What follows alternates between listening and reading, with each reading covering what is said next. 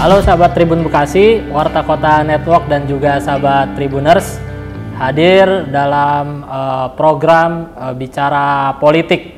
Dalam program Bicara Politik ini, saya Muhammad Azam tengah bersama Ketua Golkar Karawang, Pak Mulyono, Pak Syukur Mulyono. Ya. Ya Pak, gimana kabarnya nih Kumadam? Alhamdulillah baik. Ya, memang sahabat Tribuners, Pak Mulyono ini terbilang baru ya sebagai Ketua Golkar Karawang. Nanti kita akan bahas, kita akan ulas karena memang ini kan menjelang 2024 yang nanti akan pelaksanaan pemilu dan juga pilkada ya. Nanti kita akan bertanya-tanya dengan Pak Mulyono terkait target dari partai sendiri, baik itu suara, kursi, dan lain-lainnya. Ini Kang, sebelum masuk wawancara lebih lanjut, enaknya dipanggil apa? Pak atau Kang Mulyono nih? Kang Mulyono. Kang Mulyono ya. Siap, Kang Mulyono. Ini terkait Partai Golkar di Karawang sendiri di bawah kepemimpinan Kang Mulyono, seperti apa dan bisa diceritakan kembali awal mula tanggal berapa jadi Ketua Golkar Karawang? Baik, Assalamualaikum warahmatullahi taala wabarakatuh. Selamat siang pemirsa Tribuns. Perlu saya sampaikan, saya kepemimpinan DPD Golkar ini adalah periode kedua. Periode pertama yaitu saya menjadi Ketua DPD Golkar itu pada tahun 2018. 2018 ini yang kedua, periode kedua. Iya, periode kedua. Cuma insya Allah lah kedepannya Golkar tentunya sesuai dengan target daripada DPP, perintah dari Ketua Umum, kita akan memaksimalkan semua mesin partai di Kabupaten Karawang. Artinya kalau untuk dari target di 2024 sendiri berapa kursi dan suara gitu Ketua? Penambahan target kursi itu kita 9 sampai 10 kursi. Kita harus penambahan, kan awalnya 7, kemudian kita ditargetkan untuk bertambah 2 kursi jadi 9. Hasil rakerda kemarin, insya Allah ini tercapai. Pak, terkait sekarang kan berarti udah mulai sosialisasi ke masyarakat terkait Partai Golkar sendiri. Apa sih yang disampaikan atau tanda kutip yang dijual ke masyarakat tentang Partai Golkar untuk masyarakat Karawang itu, Ketua? Perlu saya sampaikan dulu bahwa kita sudah, Karawang ini terdiri dari 30 kecamatan. 30 kecamatan dengan 309 desa. Nah, dari 309 desa itu ada 6.227 RT ya, se-Kabupaten Karawang. Nah, kita sudah melakukan pembentukan struktural partai, yaitu dengan pembentukan korte-korte. Jadi kita sudah memiliki kader-kader baru di tingkat koordinator RT, di tingkat ketua pemenangan RT, yaitu sekitar 18.000 koordinator di setiap bukan RT. Hanya tingkat desa sampai RT, sampai ya? Sampai tingkat RT kita bergerak. Alhamdulillah kita sudah selesaikan tingkat RT, tinggal lakukan pembinaan, kemudian juga untuk persiapan bedang saksi. Kemudian ketika ditanya apa program yang akan dipakai Golkar untuk menarik konstituen, yaitu bagaimana Golkar akan lebih memperjuangkan keinginan, kepentingan masyarakat, khususnya masyarakat Karawang, dalam hal ini menjadi fasilitator untuk pembangunan Karawang yang lebih baik. Ketua, artinya Golkar sendiri mungkin dengan wilayah tetangga ini kan tidak secara suara ya, tidak setinggi dari Bekasi. Walaupun memang masih cukup kuat di Karawang. Nah ini Bekasi pun 7 ya?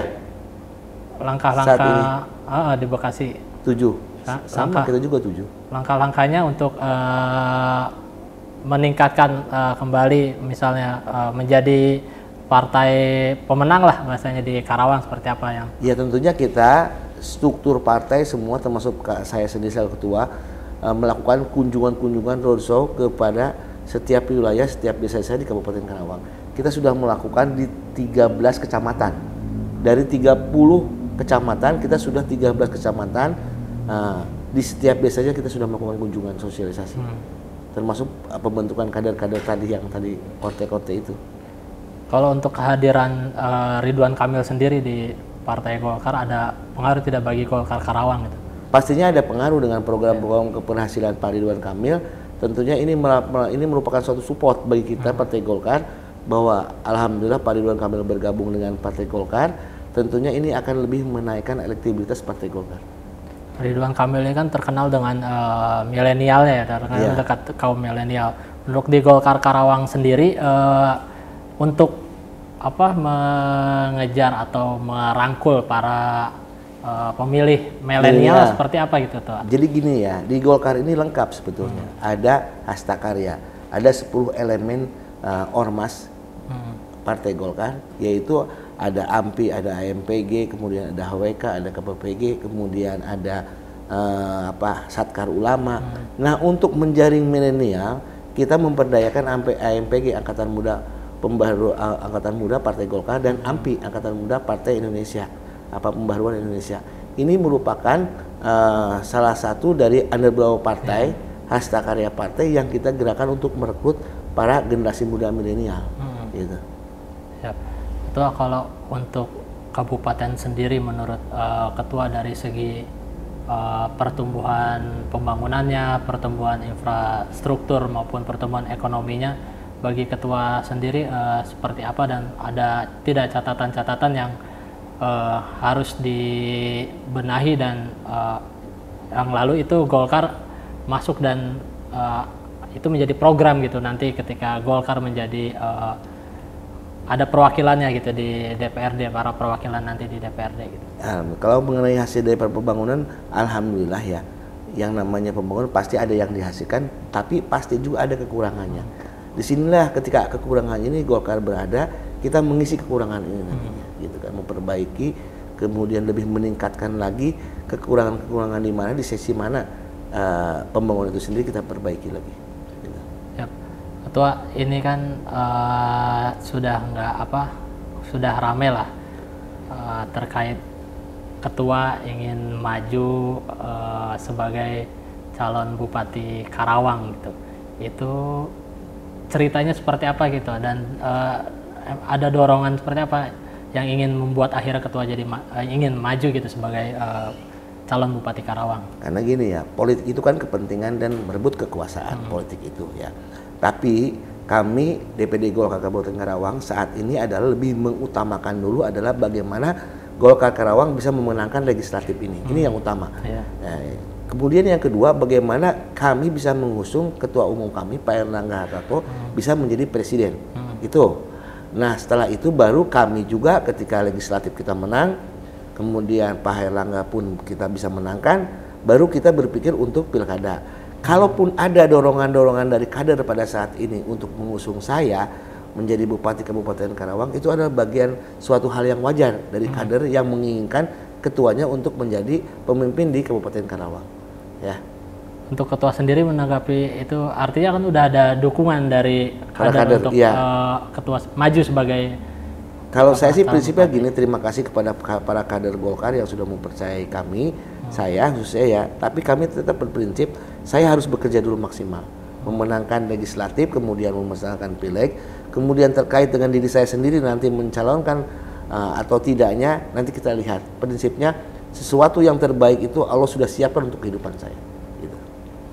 Tua, jika nanti memang ini kan berarti masuk dalam bahasanya bursa calon Bupati Karawang gitu kan dari ketua sendiri. Nah, udah mulai melakukan langkah-langkah untuk meningkatkan elektabilitas atau seperti apa gitu? Saat ini kita belum mengarah ke sana ya. Langkah-langkah yang pertama sekarang ini adalah bagaimana kita memenangkan Partai Golkar dulu dengan sosialisasi, dengan roadshow, kunjungan ke wilayah-wilayah, menjual Partai Golkar, memenangkan Partai Golkar, menjual program-program Partai Golkar, kemudian mendukung bacalek-bacalek itu untuk bisa memenangkan kursi sebanyak-banyaknya di DPRD. Kemudian baru kita nanti setelah itu baru kita melangkah berpikir untuk bagaimana memenangkan pilkada di 2024 gitu. Kan dasarnya dari sini dulu, dari pileg dulu gitu. Karena pemilu dulu ya, pemilu kita menang maksimal baru kita jadi belum ada strategi khusus untuk pilkada nanti.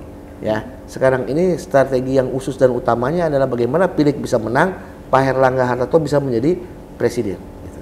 Artinya jika ada dorongan dan ada itu siap gitu ya untuk maju sebagai calon bupati gitu. Ya, ketika nanti kita Pileg menang, Pilpres menang, dan saya sebagai kader Golkar tentunya harus siap ketika partai mengutus saya menjadi calon di pilkada, ya kita siap semaksimal apapun, ya gitu. Tapi mengenai kesiapan hari ini kita lebih fokus dulu kepada Pileg dan Pilpres.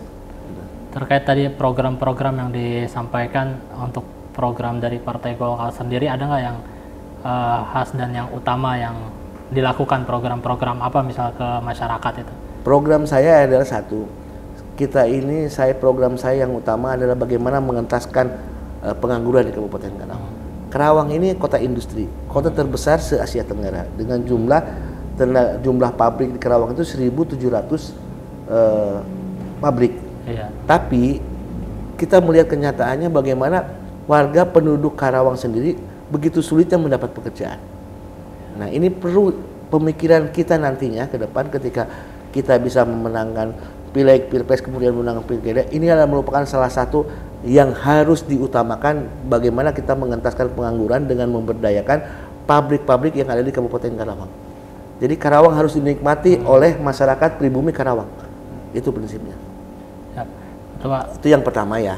Yang kedua, saya ingin mengubah image Karawang. Nah, walaupun ini brandnya ini budaya, tapi akan lebih indahnya bertambah lagi ketika Karawang dengan brand baru, ya. Saya ingin membangun 1.001 masjid untuk Kabupaten Karawang. Itu rencana saya, ya. Karena saya berprinsip kenapa tidak bisa, ya. Ini sudah saya lakukan sebelum saya jadi bupati, sebelum jadi ketua DPD Golkar. Alhamdulillah saya sudah bisa melakukan itu dengan tenaga, pikiran dan hasil kerja saya sendiri, ya. Jadi saya ingin membangun sehingga Karawang ini nanti kesannya bukan hanya kota goyang, ya, kota jaipong, tapi kota dengan 1.001 masjid. Dan saya jamin tidak akan mempergunakan anggaran APBD dana itu. Ya. Karena apa? CSR kita banyak kok, 1.700. Kenapa tidak bisa membangun? Kenapa Karawang ini sampai minta sumbangan di pinggir-pinggir jalan? Ya. Coba ya, kalau jalan ke Dengklok, jalan ke Cilamaya, itu pinggir jalan itu banyak dem yang di tengah-tengah jalan. Kalau enggak tambang dibentangkan, ya, sampai lemparkan. Ini kan sangat menyedihkan. Pemimpin kita Islam, bupati kita Islam, anggota DPRD kita Islam, pejabat kita banyak Islam. Tapi di satu sisi ketika umat Islam ingin membangun sarana ibadah, masa harus sampai minta-minta ke tempat? Tentunya sarana ibadah bukan hanya itu aja, tapi ini yang krusial banget ya, yang tampak banget, yang kita Karawang ini mayoritasnya umat Islam. Jadi kami berencana program Golkar itu Karawang ingin merubah image dari kota goyang jadi kota Karawang dengan 1.001 masjid. Insya Allah mudah-mudahan rencana saya ini dikabulkan oleh Allah Subhanahu Wa Taala. Dan saya tidak akan menggunakan dana APBD. Itu dua program tadi. Dua program unggulan kita itu menghapuskan kemiskinan, menghapuskan pengangguran dengan memanfaatkan jumlah pabrik yang ada, ya kan. Kemudian kita ingin membangun dan menghilangkan sumbangan-sumbangan dari pinggir jalan dengan kita memberi bantuan membangun masjid-masjid di Kabupaten Karawang dengan jumlah 1.001 masjid di kepemimpinan nanti, rencana saya ini. Kalau keikutsertaan atau partisipasi para milenial gabung ke Partai Golkar di Karawang ini seperti apa ketua kondisinya dan berapa persen para milenial yang masuk Golkar Karawang? Alhamdulillah ya, kalau untuk milenial kan mereka tergabung di dalam AMPI, kemudian tergabung di dalam AMPG. Ini kan angkatan muda Partai Golkar, ada wadahnya di Golkar itu, ada dua wadah. Angkatan Muda Pembaruan Indonesia, ada juga Angkatan Muda Partai Golkar AMPG. Mereka yang milenial ini tergabung di sini dan jumlahnya luar biasa, dan mereka sudah terbentuk di setiap kecamatan, semua ada wadahnya AMPG dan AMPI itu. Jadi masing-masing ada ngurusan. Golkar itu luar biasa. Ada Satkar Ulama, itu para kiai, para ulama di situ berkumpul di Golkar. Kemudian ada Al Hidayah, pengajian-pengajian itu ada di Golkar. Ini merupakan underbro Golkar semua, sayap-sayap Partai Golkar, sayap-sayap Hasta Karya Golkar. Artinya peran milenial itu penting gitu ya. Oh iya penting, karena jumlah ini kan sangat maksimal sekarang dibandingkan dengan usia ini milenial ini. Ya, Ketua terakhir ini bagi apa harapan Ketua sebagai Ketua Golkar Karawang, dan juga mungkin jika kesempatan itu kan selalu ada dan selalu optimis terkait calon Bupati Karawang gitu, ada yang disampaikan buat masyarakat Karawang terkait visi misi Golkar maupun pesan yang ingin disampaikan buat warga masyarakat Karawang seperti apa? Ya, pesan saya kepada masyarakat, ayo masyarakat Karawang semua ngahiji. Kita buka teks Karawang ngahiji. Tagline Karawang ngahiji, menyatukan semua pikiran, tenaga, kemampuan untuk kemajuan dan perubahan Kabupaten Karawang.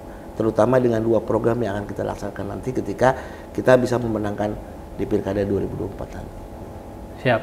Makasih sahabat Tribuners, itu tadi bincang-bincang kita dengan Ketua Golkar Karawang, Kang Syukur Mulyono ya, atas waktunya juga terima kasih.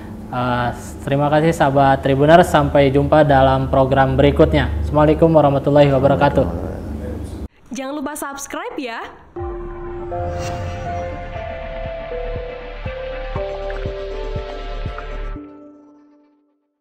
Jangan lupa subscribe ya.